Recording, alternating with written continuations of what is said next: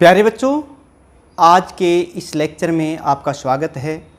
आज हम 12th class का इलेक्ट्रोमैग्नेटिक इंडक्शन का महत्वपूर्ण आर्टिकल म्यूचुअल इंडक्शन पर आज आपको पढ़ाने वाले हैं। तो चलिए बिना ज़्यादा समय लगाए हम शुरू कर रहे हैं इस लेक्चर को।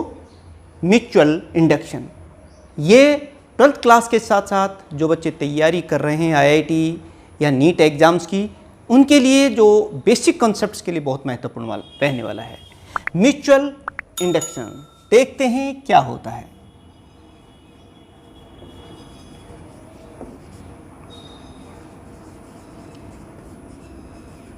प्यारे बच्चों, नाम से ही क्लियर हो रहा है, म्यूचुअल वर्ड इसमें लग रहा है। इसका मतलब इसमें दो चीज़ें जरूर हैं।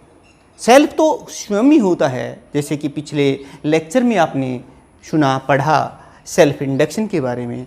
आज हम म्यूचुअल इंडक्शन की बात कर रहे हैं। इसका मतलब इसमें दो कॉइल्स होंगी कम से कम। ये देखिए, एक कॉइल ये है,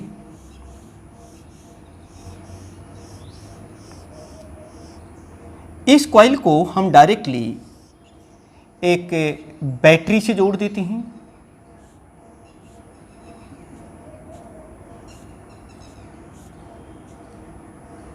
एक की से जोड़ देते हैं।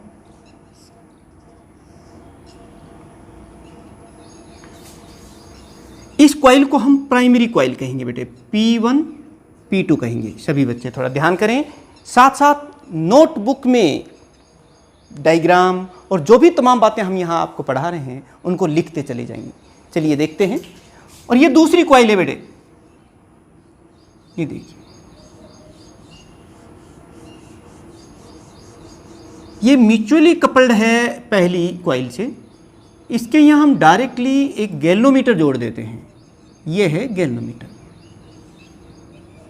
इस कॉइल को नाम हम सेकेंडरी कॉइल कह देते हैं, S1 S2, क्योंकि जिसमें पहले हम कुछ काम करेंगे वो प्राइमरी, फिर सेकेंडरी। जैसे ही इस की को इंसर्ट करते हैं तो इस कॉइल में करंट इंक्रीज होता है। ये गैल्वेनोमीटर भी डिफ्लेक्शन देने लगता है। इसका मतलब ये हुआ कि सेकेंडरी कॉइल में भी करंट पैदा हुआ है, एक EMF डेवलप हुआ है। जब इस कॉइल में, प्राइमरी कॉइल में करंट डिक्रीज होता है तो भी गैल्वेनोमीटर डिफ्लेक्शन देता है, लेकिन अब की बार वो अपोजिट में दे रहा है। इसका सीधा मतलब ये हुआ कि जब हम प्राइमरी कॉइल से करंट चेंज करते हैं तो सेकेंडरी कॉइल में एक EMF इंड्यूस हो जाता है। इस फिनोमिना को, इस प्रोसेस को हम म्यूचुअल इंडक्शन कहते हैं। यानी म्यूचुअल इंडक्शन, देखिए ये क्या है, ये एक तरह से प्रोसेस है, फिनोमिना है। The process by which N EMF induces in secondary coils due to changing current in primary coil is called mutual induction।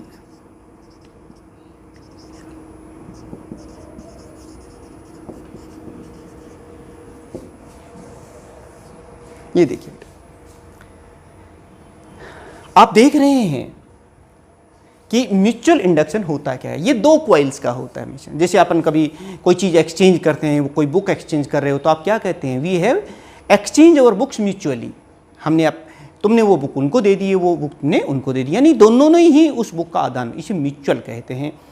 Mutual induction भी है, ये दोनों कॉइल्स का ही माना जाता है। अब हम यहाँ इन दोनों कॉइल का म्यूचुअल इंडक्टेंस कितना है उसका एक्सप्रेशन निकालने की कोशिश करते हैं। Mutual inductance of two coils, या फिर coefficient of mutual induction of two coils. पहले उसकी हम डेफिनेशन देंगे और फिर उसकी एक्सप्रेशन फाइंड आउट करेंगे। तो चलिए देखते हैं। Coefficient of mutual induction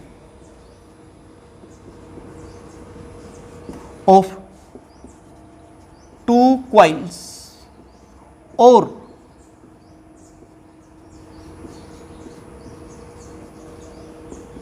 mutual inductance of two coils.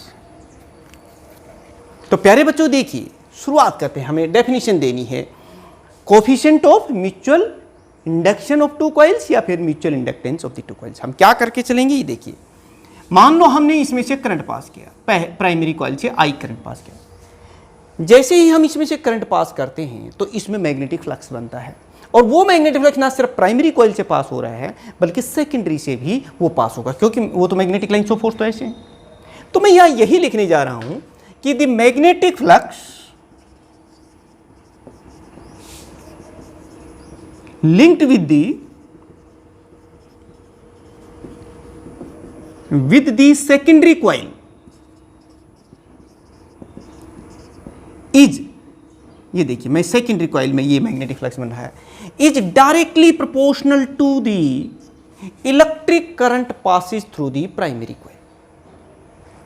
और जब भी हम प्रोपोर्शनलिटी साइन को हटाते हैं तो हमें एक कांस्टेंट की जरूरत पड़ती है, और वो देखिए बेटे, phi m is equal to mi,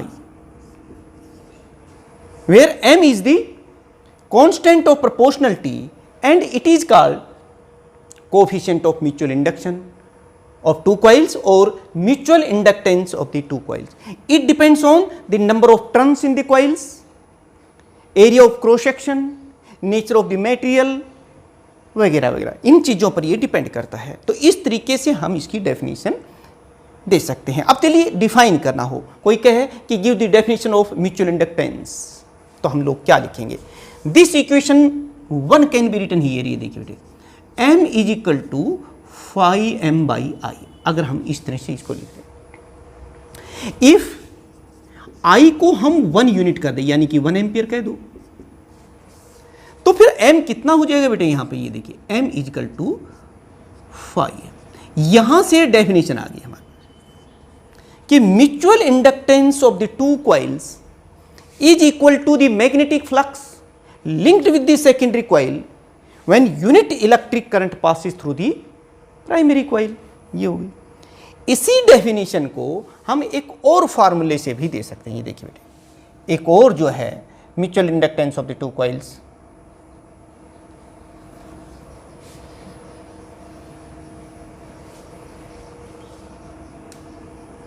ये चीज़ आप याद रखें। दूसरा है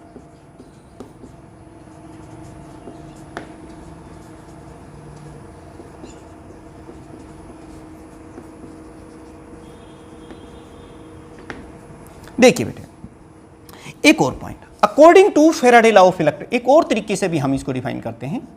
according to Faraday's law of electromagnetic induction, ये बताइए बेटे, ई किसके बराबर होता है, minus D phi M by D T, ये होता है ना।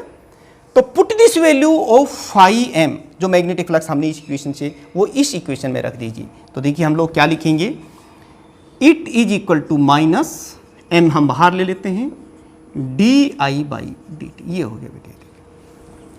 अब यहां से आप m की वैल्यू देखिए, m को आप लेफ्ट साइड में रख लीजिए और बाकी सब चीज़ों को राइट साइड में लेके जाइए। ये देखिए m is equal to minus E into D I by D T, देखिए बेटे हमने ये लिख दिया है। अब इसी इक्वेशन को, इसको इक्वेशन नंबर 2 दे रहे हैं, अगर मैं ये कहूं कि इफ, ये जो D I by D T क्या है, ये प्राइमरी कॉइल से करंट चेंज हो रहा है, इसको अगर हम 1 यूनिट ले लें, यानी कि if D I by D T it is taken 1 unit, 1 unit means 1 ampere per second, तो फिर ये इक्वेशन हमारी क्या बन जाएगी, देखिए बेटे, this equation now becomes m is equal to minus, ये देखिए, क्योंकि ये क्या हो गया, 1 हो गया, तो ये इसके बाद E क्या है, this is the induced EMF in secondary coil. हम लोग क्या कहेंगे कि mutual inductance of two coils is equal to the EMF induced in secondary coil when electric current changes in primary coil at unit rate। तो ये चीज आप यहां देख सकते हैं, इस तरीके से आप इसको लिख सकते हैं। मैं यहां पॉइंट्स अगर आप चाहें तो इसको लिख सकते हैं। क्या लिखेंगे? Mutual inductance of two coils is equal to the EMF induced in secondary coil when electric current changes at unit rate in primary coil। ये देखिए, ये डेफिनेशन आप इस तरह से दे सकते हैं। तो this is the definition of mutual induction. अब हम यहां देखेंगे कि इस म्यूचुअल इंडक्टेंस की यूनिट क्या होती है। ये वही यूनिट होती है जो सेल्फ इंडक्टेंस की होती है, जो पिछले लेक्चर में हमने आपको बताया था। लेकिन यहां पर अब हम इसको यूनिट्स लिखने की कोशिश करते हैं, बिल्कुल वैसे ही जिन्होंने पिछला लेक्चर अच्छी तरीके से पढ़ा है, देखा है, तो फिर वो इसको बहुत अच्छी तरीके से समझ जाएगा। चलिए देखते हैं। ऐसा unit of mutual inductance is Henry. ये देखिए, अब इसे हमें डिफाइन करना हो तो हम कैसे करेंगे? हमारे पास वही फैराडे लॉ से फार्मूला है। हम जानते हैं m is equal to minus E divided by D I by D T. जानते हैं ना बेटे? अब देखिए कि अगर यहां पर भी वही बात ले रहे हैं, if E is taken 1 volt, यानी जो सेकेंडरी कॉइल में EMF इंड्यूस हुआ है वो 1 वोल्ट हुआ, और D I O by D T, यानी कि जो प्राइमरी कॉइल से हमने करंट चेंज किया वो है 1 ampere per second primary coil से।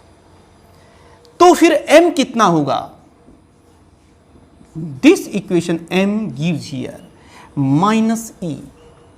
ये देखिए बेटे, ये किसके बराबर हो जाएगा? ये e के स्थान पर आप 1 वोल्ट लिखेंगे और करंट के स्थान पर लिखेंगे हम 1 एम्पियर पर सेकेंड। इसे ही हम कहते हैं 1 हेनरी। तो यहां से देखिए बेटे, डेफिनेशन आ गई कि mutual inductance of the two coils is said to be 1 henry if an EMF of 1 volt induces in secondary coil when electric current changes at the rate of 1 ampere per second in primary coil। ये mutual induction का मामला है, तो इसमें हमने दोनों coils का जिक्र करना पड़ेगा, यानी कि ये हेनरी की डेफिनेशन होगी। इसके अलावा आपको पता ही है कि जो इलेक्ट्रोस्टैटिक यूनिट होती है वो स्टेट हेनरी होती है, और वो कितना होता है वो भी आपको पता है, 1 और 9 × 10⁻11 स्टेट हेनरी होती है। ये पिछले लेक्चर में हमने आपको अच्छी तरीके से बता रखा है। और इसी तरीके से जो इलेक्ट्रोमैग्नेटिक यूनिट होती है म्यूचुअल इंडक्शन की, वो AB हेनरी होती है, और 1 हेनरी में 10⁹ AB हेनरी होती है। ये याद रखें, और बिल्कुल ये वैसे ही हैं। तो प्यारे बच्चों, ये थी हमारी यूनिट्स के बारे में कि what are the units of mutual induction of the two coils. और अब हम देखते हैं कि अगर हमारे पास 2 कॉइल्स हों, हमें उनका म्यूचुअल इंडक्टेंस निकालना हो तो कैसे निकालेंगे? यानी mutual inductance of the two coaxial coils.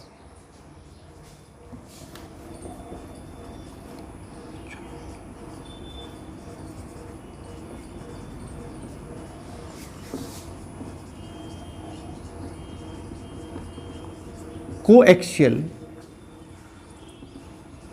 Coils. Consider 2 coaxial coil. Coaxial का मतलब वो एक ही एक्सिस के चारों तरफ रैप्ट हैं और म्यूचुअली कपल्ड हैं। इस तरीके से आप लोगों को एक ये कॉइल है हमारे पास, ये देखिए बेटा,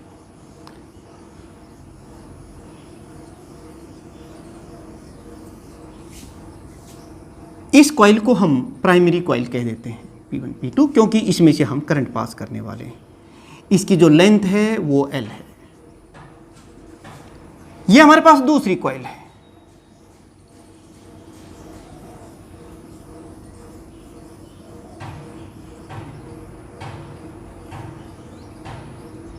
ये दूसरी कॉइल है,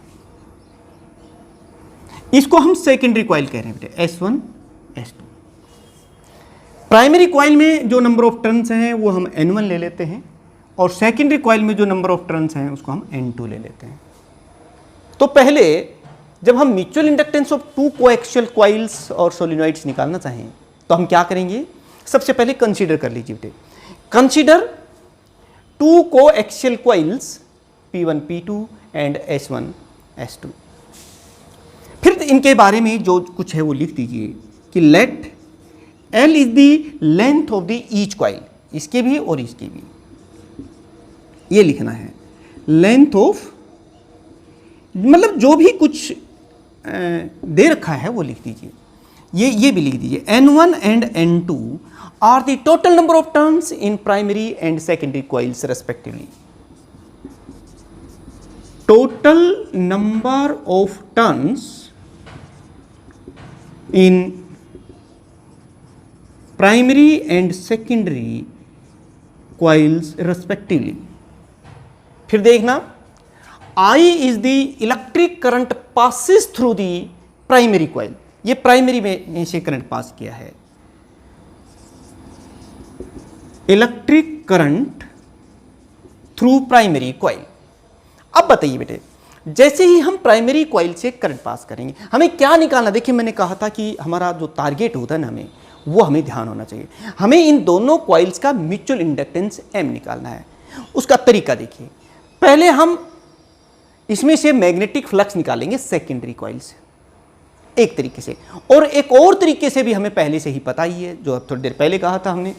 दोनों तरीके से मैग्नेटिक फ्लक्स निकाल करके उनको इक्वेट कर देंगे और उसमें से M को हम एक साइड में रख लेंगे और वही हमारा रिजल्ट होगा। बस इतना हमें करना है। तो चलिए दोनों अलग अलग तरीके से मैग्नेटिक फ्लक्स निकालते हैं। पहले हम बात कर रहे हैं कि जैसे ही हम इलेक्ट्रिक करंट पास करेंगे तो इस प्राइमरी कॉइल के अंदर मैग्नेटिक इंटेंसिटी कितनी होगी, क्योंकि ये मैग्नेट बन जाती है, इसमें से magnetic lines of force pass हो रही हैं, तो मैग्नेटिक इंटेंसिटी कितनी होगी? मैग्नेटिक इंटेंसिटी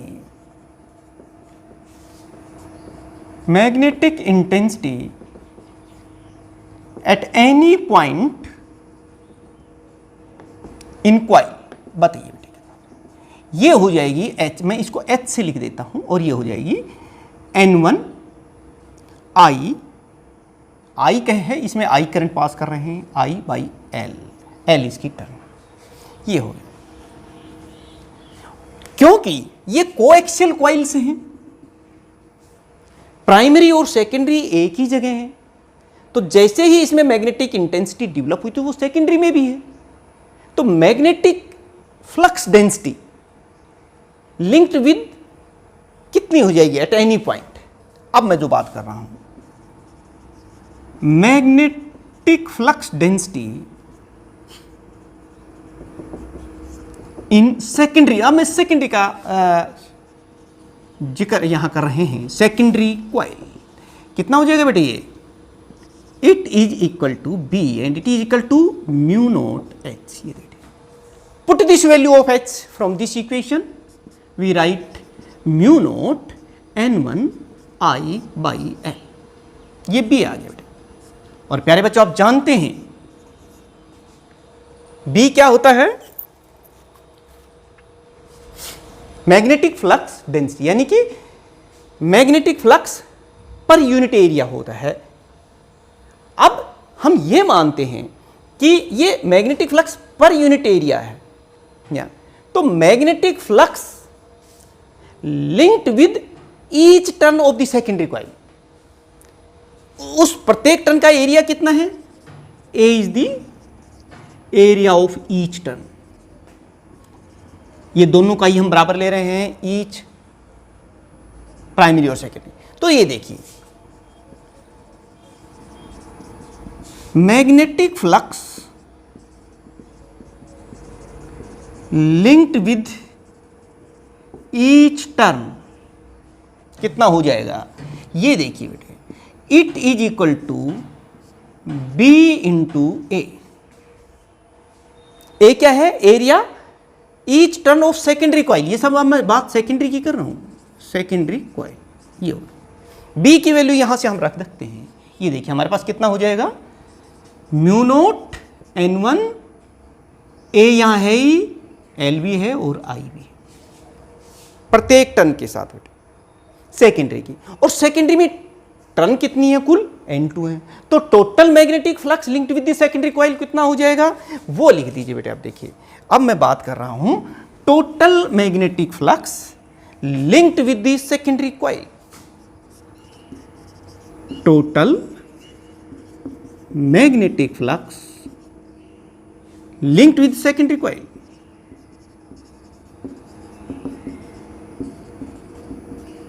बहुत ही, अगर स्टेप बाय स्टेप आप लोग कर रहे हैं तो ये आर्टिकल आपका आ जाएगा, क्वेश्चन भी पूछा जाएगा, find the expression of mutual inductance of the two coils. तो आपको इस तरह से करना है। और आप देख रहे हैं ये हो गया, कितनी टर्न है N2, और एक टर्न में मैग्नेटिक फ्लक्स कितना बन रहा है, इतना प्रत्येक टर्न के साथ है ये। तो फिर फाई एम डैश की वैल्यू यहां रख दीजिए, तो टोटल मैग्नेटिक फ्लक्स आपके पास आ जाएगा। Total magnetic flux linked with the secondary coil कितना हो जाएगा, वो देख लीजिए, mu naught N1 N2 A by L into I. ये आ गई इक्वेशन नंबर हमारे पास 3। ये देखिए बेटे, मैंने कहा था ना, एक तरीके से तो हमने मैग्नेटिक फ्लक्स निकाल लिया। अब अगर इन दोनों कॉइल्स का हमें म्यूचुअल इंडक्टेंस पता हो, तो फिर एक और तरीका भी है हमें म्यूचुअल मैग्नेटिक फ्लक्स निकालने का, वो और देखिए बेटे। If M is the magnet, ये देखिए बेटे मैं लिख लेता हूं यहां पर कि if M is the mutual inductance of two coils, दोनों कॉइल्स का जो म्यूचुअल इंडक्टेंस है, और इसमें आप देख रहे हैं आई करंट पास कर रहे हैं, तो एक लिंक रिलेशन हमने थोड़ी देर पहले बताया था आपको, then total magnetic flux is equal to M into I. ये एक और इक्वेशन होगी। दोनों इक्वेशंस का जो लेफ्ट साइड है वो बराबर है, तो इनका दोनों साइड का जो राइट साइड है वो भी बराबर होगा। On equating equation 3 and 4 we can write here M I is equal to mu naught N1 N2 A by L into I. I से आई आप कैंसिल कर सकते हैं, और देखिए फिर आपके पास एक रिजल्ट आता है श्री M is equal to mu naught N1 N2 A by L. तो this is the expression of mutual inductance of the two coaxial coils और सोलेनॉइड। तो प्यारे बच्चों आप देख रहे हैं कि mutual inductance depends on the number of turns in primary and secondary coils, यानी दोनों कॉइल्स में कितनी टर्न्स हैं, area of cross section of the coils and L is the length of the solenoids और कॉइल्स।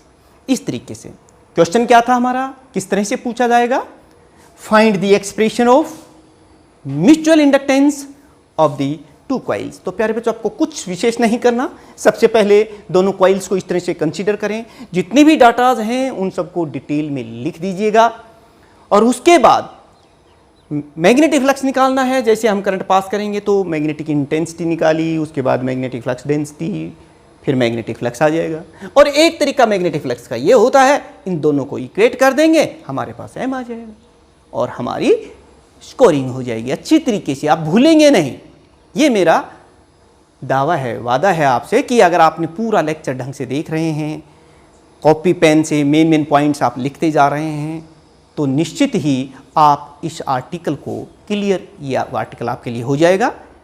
और आप करना आता है न्यूमेरिकल्स की फॉर्म में, तो ये न्यूमेरिकल अब आपके सामने है, इसको देखिए, पढ़िए, और जो डिटेल्स इसमें दी हुई है उसको लिखते हुए नियमों के मुताबिक सभी जो चीज़ें दे रखी हैं फिजिकल क्वांटिटीज, उन्हें एक सिस्टम ऑफ यूनिट में ले लीजिए और फिर इसको सोल्व करने की कोशिश कीजिए। चलिए देखते हैं, लिखते चले जाते हैं। और कई बार डायग्राम के बारे में एक रफली डायग्राम बना लिया करें, उससे बहुत ईजी हो जाती है समस्या को सोल्व करना। एक कॉइल हैज 50 टर्न्स, यानी कि ये एक कॉइल है हमारे पास। ये देखिए, इस कॉइल को हम 50 टर्न्स कह देते हैं, यानी कि नंबर ऑफ टर्न्स इसमें कितनी। देखिए, जो चीज़ गिवन है मैं वो लिख रहा हूँ। कितनी टर्न्स हैं इसमें? 50। हमने 50 लिख दिया। 50 टर्न्स आर देयर पर सेंटीमीटर। ये लेकिन ये 50 टर्न्स पर सेंटीमीटर है बेटे। हमें ऐसा ही सिस्टम अगर इनको करना पड़े तो ये कितना हो जाएगा? ये हो जाएगा 100 से मल्टीप्लाई कर दिया, 500 पर मीटर हो जाएंगी।